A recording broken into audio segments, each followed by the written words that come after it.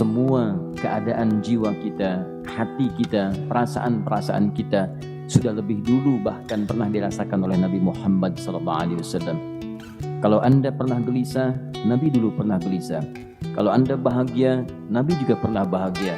Kalau Anda merasakan kekhawatiran, Nabi dulu pernah khawatir.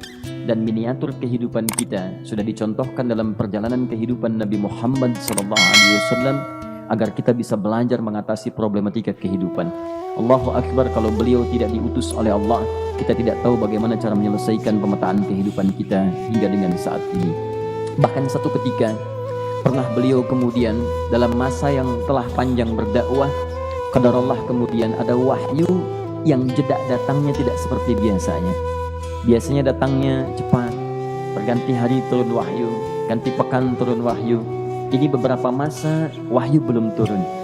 Ada hikmah di balik itu. Teman-teman sekalian, tiba-tiba beliau naik ke atas bukit, wahyu belum turun juga. Pulang ke rumah, belum turun juga. Sampai keadaan itu terlihat oleh kalangan kafir Quraisy dan mereka berkata, lihatlah Muhammad sudah gila. Dituduh gila. Jadi kalau Anda cuma dituduh dengan hal-hal yang ringan, dituduh soleh, kan? Dituduh kemudian orang yang berubah, dituduh semakin beriman dan sebagainya, barangkali itu lebih baik. Nabi dituduh gila, Anda bayangkan. Tuh Muhammad sudah gila. Muhammad sudah ditinggalkan oleh Tuhannya. Muhammad sudah kehilangan pegangannya. Muhammad sudah tidak punya orientasi. Orangnya sudah nggak jelas, bolak-balik tidak karuan. Naik ke atas bukit seakan-akan orang yang frustasi dan seterusnya. Tapi tahukah Anda apa yang terjadi? Setelah berbagai cacian, makian, tuduhan macam-macam diterima oleh Nabi SAW, lantas tibalah masanya Allah menurunkan satu surah, bahkan disandingkan dengan surah yang lainnya. Bersandinglah dua surah ini secara bersamaan turun, surah ke-93 dan surah ke-94-nya, terkait berkelindan memberikan satu harapan yang sangat panjang.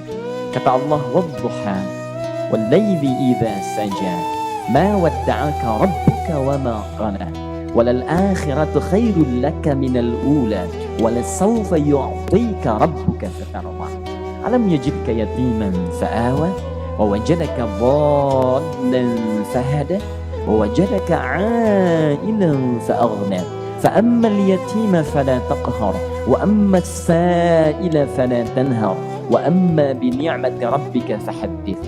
Ya Muhammad, saya bersumpah dengan waktu duha. Kalau kita baca dengan ilmu balaghahnya, itu bukan sekedar sumpah mengilustrasikan waktu duha. Karena di ilmu balaghah itu nanti ada 3 turunan ilmu. Ada disebut ilmu ma'ani, ilmu mencari kata-kata sehingga ungkapannya sesuai untuk disampaikan. Mana kata-kata yang tepat untuk disampaikan dalam konteks yang ingin dibicarakan. Itu ma'ani namanya. Kemudian setelahnya ada ilmu bayan, bagaimana mengemas kosakata yang bagus ini sehingga bisa disampaikan dengan jelas, orang tidak bingung menerimanya, paham maksudnya. Kemudian setelah itu kadang-kadang jelas kalimatnya, tapi kedengarannya tidak indah. Woi, rapatkan, woi, apa belum paham juga? Rapatkan saf. Memang jelas, tapi nggak ngenakin. Maka bagaimana caranya disampaikan dengan jelas, tapi hati kita terasa nyaman, memuji. Perasanya nyaman diserahkan kepada Allah, tapi ada kebahagiaan, disampaikan tidak terasa tergurui, diperintahkan serasanya diberikan jalan untuk mendapatkan kebaikan. Maka yang ketiga disebut dengan ilmu badi' namanya. Ilmu menghiasi kalimat yang disampaikan sehingga terasa dengan nikmat. Turunannya nanti ada majaz namanya. Mengambil sebuah kalimatnya untuk diposisikan pada kalimat yang nyaman disebut dengan kinayah turunannya. Maka teman-teman kata Allah, wadduha, diterjemahkan demi waktu duha, bukan sekedar waktu duha. Karena duha itu ada cahaya yang indah, dirasakannya enak. Antum keluar waktu duha kan enak tuh, berjemur, kata orang Sunda moyan gitu kan, datang, bahkan sampai dianalisis ada vitamin D-nya bisa terasakan. Ya, kemudian setelah itu ada kenikmatan, enak suasananya, seakan-akan dunia milik sendiri, yang lain numpang. Wah, nyaman keluar itu. Baik, jadi wadduha itu ingin bersumpah mengilustrasikan waktu kenyamanan yang pernah dilalui. Kalau dalam bahasa tafsir yang luasnya, saya bersumpah Muhammad, demi segala kenikmatan yang pernah engkau rasakan dalam hidupmu, seperti engkau merasakan cahaya duha itu. Engkau pernah senang, saya bersumpah dengan kesenanganmu. Engkau pernah tenang, saya bersumpah dengan ketenanganmu. Engkau pernah nyaman, saya bersumpah dengan kenyamanan yang pernah engkau rasakan. Wal laili idza saja, dan aku pun bersumpah demi gelapnya malam. Demikian terjemahannya. Bukan sekedar gelapnya malam saja, itu sesuatu yang pekat. Ya, ini belakang kelihatan agak gelap nih. Untuk memberikan proyek kesini aja Pak, saya cuma ngasih contoh. Contoh. Saya bukan mengeluh, bukan, ingin memberi contoh. Ya, contoh pada ilustrasi yang mau saya sampaikan. Gak apa-apa, biarkan saja. Saya mau contoh kasih kata saja. Ya, ini belakang agak gelap untuk memproyeksikan cahaya ke sini. Tapi yang mau saya sampaikan, kalau gelapnya begitu pekat, semua cahaya ini nggak ada. Cahaya nggak ada nih, sama sekali tidak kelihatan. Saya mau tanya pada Anda, beraktivitasnya mudah atau sulit? Mudah nggak menemukan sendal Anda di luar? Belum tentu. Menemukan jalan keluar pun belum tentu mudah. Anda mesti meraba-raba jalan. Anda mesti kemudian melihat sesuatu dengan pandangan mata hati Anda. Raba, dan sebagainya. Sampai menemukan jalan itu pun belum tentu benar. Itulah yang disebut dengan gelapnya malam saja pekat. Kadang-kadang ada orang yang menghadapi satu kesulitan yang pekat, suasananya siang, cuman karena masalahnya begitu pekat seakan-akan membuat diri dia gelap. Jalan susah, limbung gitu. Kenapa gelap ya? Padahal terang. Karena masalah menggelimuti dirinya, seakan-akan dia diselimuti masalah yang gelap. Bimbang dia, makan gak enak, minum gak nyaman, dan seterusnya. Ya, biasanya makan ayam tenang, ini dikasih yang lebih enak juga rasanya pahit, gak enak zamannya. Maka kalau kita ilustrasikan dalam suasana tadi Muhammad, saya bersumpah, engkau pernah hidup nyaman, ataupun engkau mengalami masalah yang sangat pekat dalam kehidupan. Engkau alami sesuatu yang dahsyat, sampai engkau bingung, bimbang, pekat, mereka menuduhmu dengan macam-macam. Ma wadda'aka rabbuka wa ma qala. Saya pastikan kepadamu, dalam keadaan nyamanmu seperti dulu ataupun engkau bimbang seperti sekarang, Tuhanmu tidak akan pernah meninggalkanmu ataupun menuduhmu gila. Orang-orang yang dekat dengan Allah Subhanahu wa taala, maka Allah akan menjaganya baik dalam keadaan yang tenang dan nyaman ataupun dalam kesulitan yang luar biasa. Walal akhiratu khairul laka minal ula. Nanti saya akan tunjukkan kepadamu, jika kamu telah tabah dan sabar menerima cacian mereka, menerima tuduhan mereka, gak apa-apa, ini kan muqaddimah. Masa kamu masih panjang. Kamu masih panjang dalam berdakwah, kehidupan kamu masih panjang membawa tugas dan misi. Kalau kamu belum bersabar pada yang sekarang, bagaimana dengan yang di masa depan? Tapi saya pastikan kepadamu, jangankan yang seperti ini, masalah pekat yang paling hebat pun kamu akan hadapi, yang membuat kamu sedemikian sulit lebih daripada ini, yakinkan pada jiwamu, aku tidak akan pernah meninggalkanmu. Ini prinsip dalam kehidupan kita. Jika Anda menggantungkan hidup kepada Allah, Anda bersandar dengan baik kepada Allah, maka ayat ini akan mengatakan, teman-teman sekalian, Allah tidak akan pernah meninggalkan Anda dalam setiap kehidupan Anda. Nanti, sekarang perjuangan, kata Allah, walal akhiratu khairul laka minal ula. Nanti saat kamu tiba di akhirat, saya akan tunjukkan kepadamu ada yang lebih hebat yang tidak pernah kau rasakan sebelumnya saat di dunia. Tidak akan ada lagi kesulitan yang kamu hadapi. Tidak akan ada lagi cacian yang kamu kemudian hadapi. Tidak ada lagi kemudian tuduhan yang kemudian kamu rasakan. Aku akan berikan apapun yang kamu inginkan sampai kamu puas. Wala sawfa yu'tika rabbuka fatarda. Nanti kamu pengen apapun, aku berikan. Kalau sawfa masih ada jeda, ya. Kalau bahasanya wa yu'tika mungkin seketika.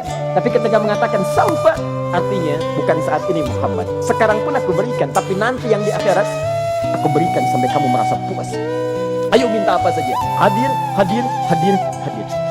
Tapi yang paling indah, kalau kamu tidak percaya, alam yajidka yatiman fa'awa. Cobalah ingat, kalau sekarang sedang susah, coba ingat dulu.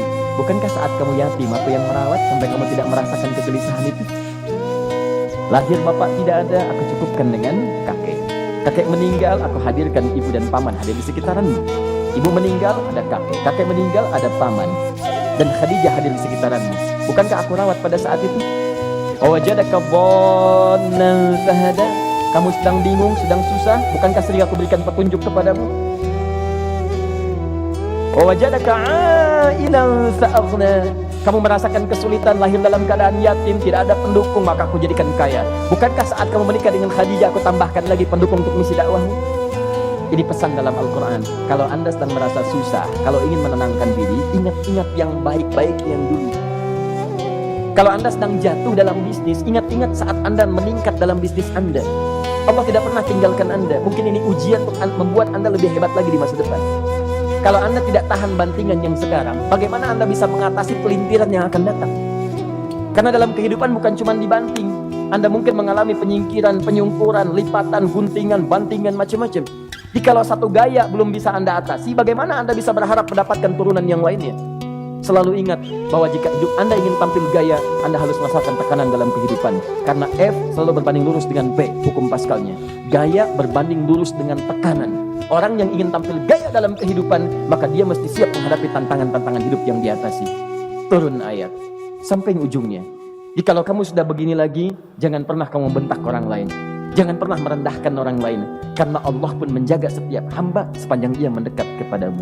Setelah itulah turun kemudian surah Al-Insyirah. Alam nashrah laka sadra. Antum kenal Nabi Musa? Baik. Tapi agak lumayan lah. Tadi saya di Soreang kenal Fir'aun. Di sini Musa.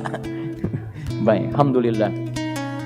Perhatikan ya, dahsyatnya pemberian Allah kepada Nabi Muhammad SAW.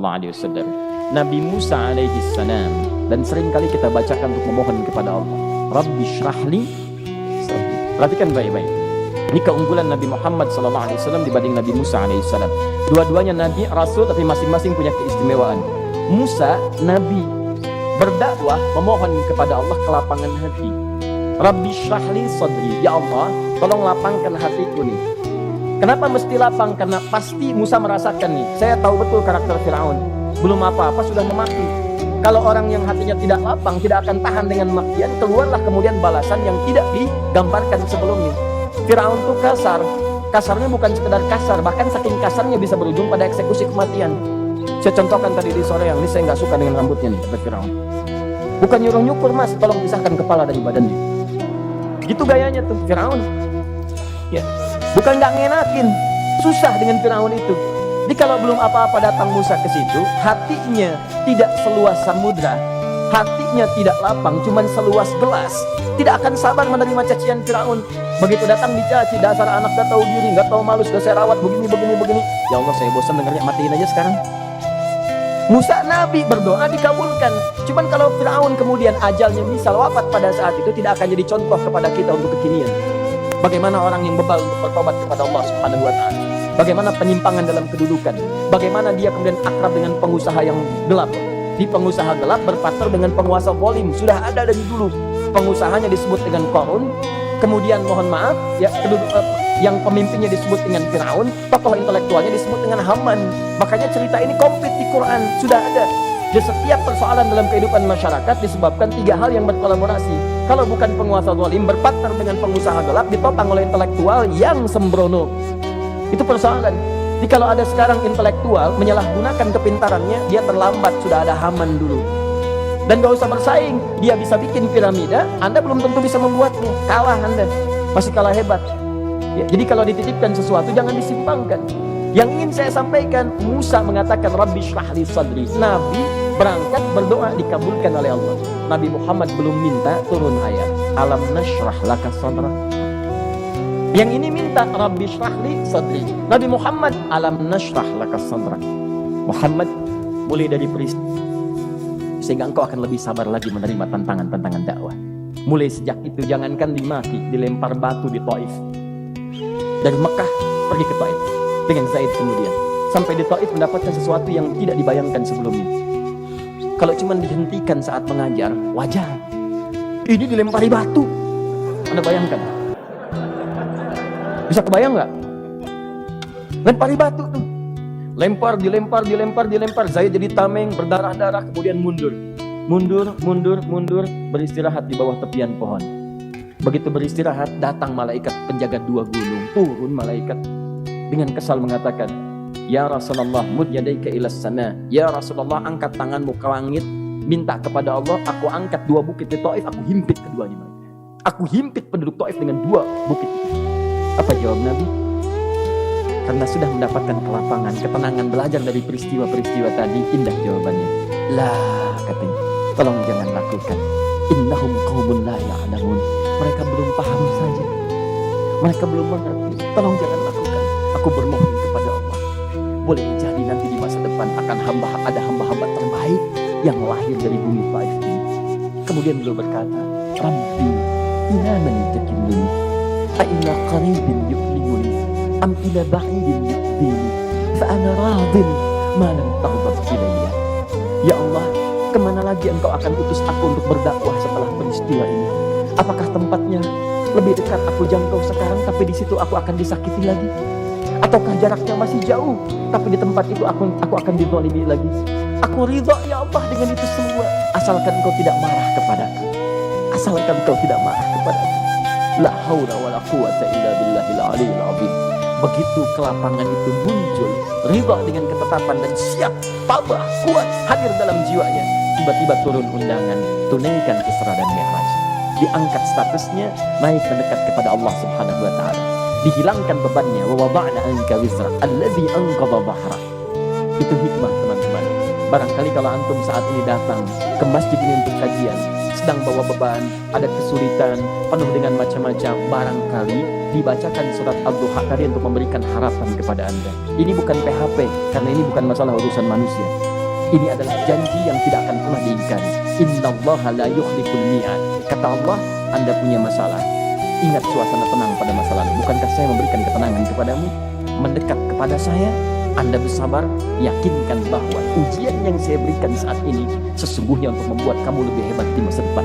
Karena orang hebat tidak akan pernah sepi dari ujian untuk membuat dia lebih kuat menghadapi tantangan dalam kehidupan.